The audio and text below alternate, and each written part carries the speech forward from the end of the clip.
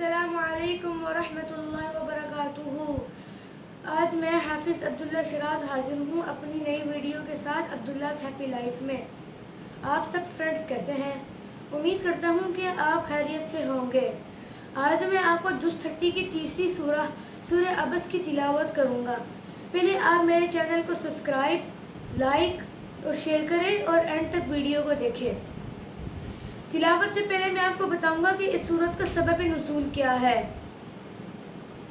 ایک دفعہ حضرت محمد صلی اللہ علیہ وسلم جو ہے یہ قریشی سردار کو تبلیغ کر رہے تھے اسلام کے بارے میں، تو ایک صحابی ان کا نام تھا ابن مکتوم، وہ آئے حضرت محمد صلی اللہ علیہ وسلم کے پاس کسی چیز کے بارے میں پوچھنے۔ تو وہ کسی چیز کے بارے میں پوچھنے آئے تھے، لیکن حضرت محمد صلی اللہ علیہ وسلم نے ان پر دھیان نہیں دیا اور قریشی سردار کو تبلیغ کرتے رہے۔ تو اللہ تعالیٰ کو یہ چیز پسند نہیں آئی اور اللہ تعالیٰ نے پھر سورہ عبس نازل کی۔ آئیے میں سورہ عبس کی تلاوت کرتا ہوں۔ اعوذ باللہ من الشیطان الرجیم، بسم اللہ الرحمن الرحیم۔ عبس وتولى أن جاءه الأعمى وما يدريك لعله يزكى أو يذكر فتنفعه الذكرى أما من استغنى فأنت له تصدى وما عليك ألا يزكى وأما من جاءك يسعى وهو يخشى فأنت عنه تلهى كلا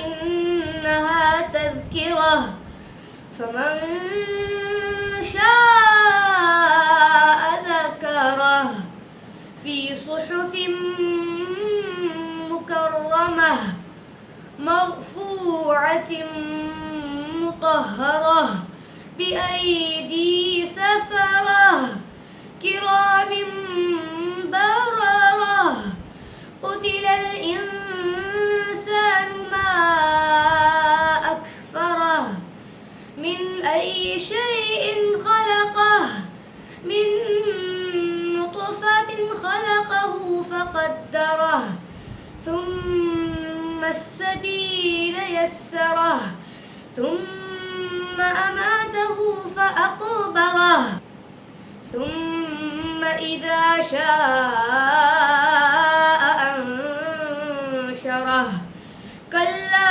لما يقض ما أمره فلينظر الإنسان إلى طعامه أنا صببنا الماء صبا ثم شققنا الأرض شقا فأنبتنا فيها حبا وعنبا وقضبا وزيتونا ونخلا وحدائق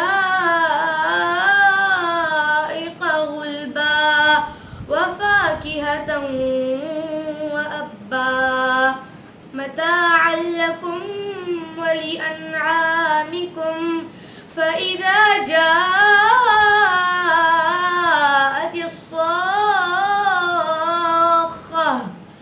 يوم يفر المرء من أخيه وأمه وأبيه وصاحبته وبنيه لكل امرئ منهم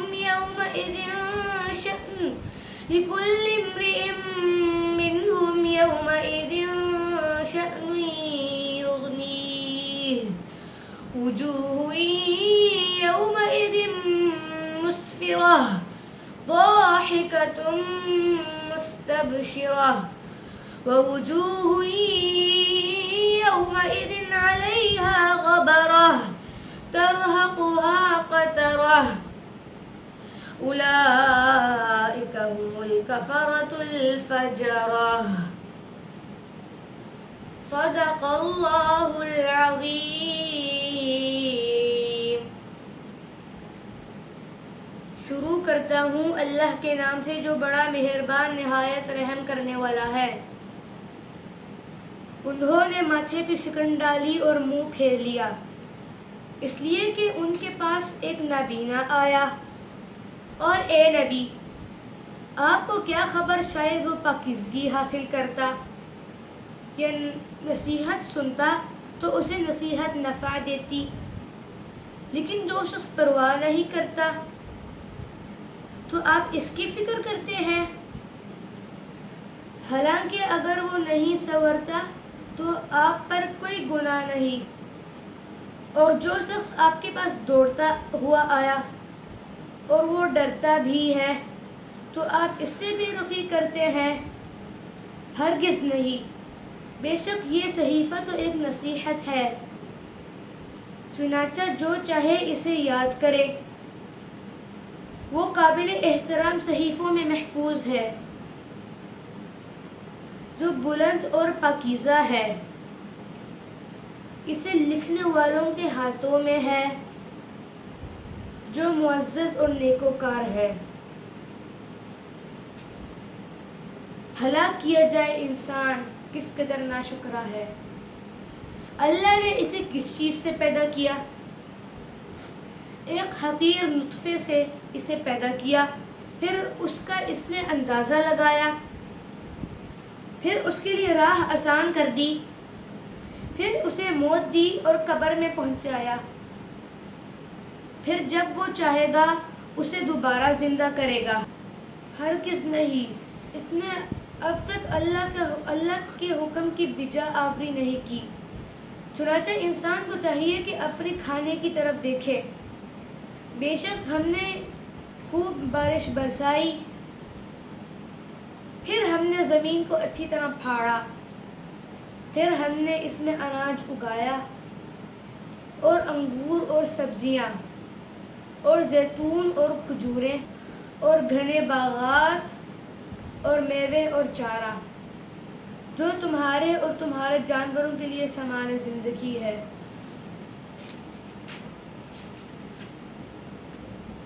پھر جب کان بہرے کر دینے والی سخت آواز آئے گی،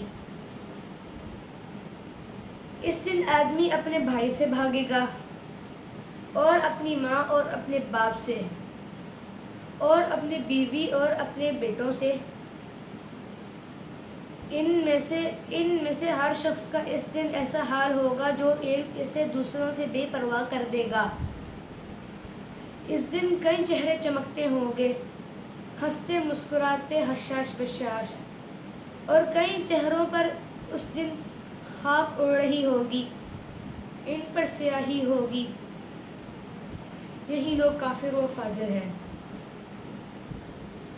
تو ڈیئر فرینڈز، اس سے ہمیں یہ پتہ چلتا ہے کہ اللہ کے نزدیک اور اسلام میں تمام لوگ، وہ غریب ہو یا امیر ہو، وہ بادشاہ ہو یا فقیر ہو، اللہ کے نزدیک وہ سب ایک ہی ہے۔